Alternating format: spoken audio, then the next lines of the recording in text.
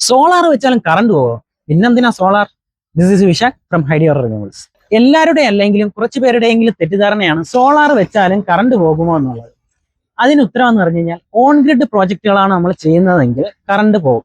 അതെന്താന്ന് വെച്ച് കഴിഞ്ഞാൽ നമ്മൾ KSEBിയിൽ കറണ്ട് കട്ട് വരുന്ന സമയം എന്ന് പറഞ്ഞാൽ ചിലപ്പോൾ പണി നടക്കുന്ന KSEBിയുടെ സൈഡിൽ നിന്ന് പണി നടക്കുമ്പോഴോ അല്ലെങ്കിൽ ലൈനിൽ എന്തെങ്കിലും മെയിൻ്റനൻസ് ഒക്കെ നടക്കുന്ന സമയങ്ങളായിരിക്കും. അപ്പൊ ആ സമയത്ത് നമ്മൾ ഓൺ ഗ്രിഡ് പ്രോജക്റ്റ് വെച്ച് സോളാർ ഉത്പാദിപ്പിച്ചുകൊണ്ട് ഇരുന്ന് കഴിഞ്ഞാൽ ഇവിടുത്തെ വൈദ്യുതി തിരിച്ച് ഗ്രിഡിലോട്ട് എത്തും.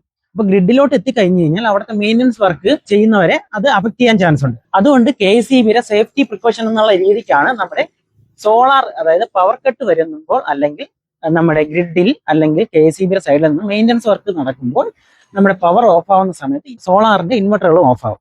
അത് ഒരു സേഫ്റ്റിക്ക് വേണ്ടിയിട്ടാണ് വെച്ചിരിക്കുന്നത്.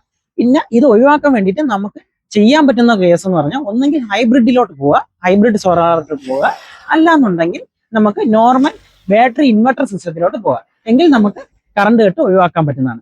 അപ്പൊ കൂടുതൽ വിവരങ്ങൾക്ക് വേണ്ടി ഞങ്ങളെ കോൺടാക്ട് ചെയ്യുക അല്ലെങ്കിൽ ഞങ്ങളുടെ ഈ ചാനൽ ചെക്കൗട്ട് ചെയ്യുക. അപ്പം this is Vishakh signing of.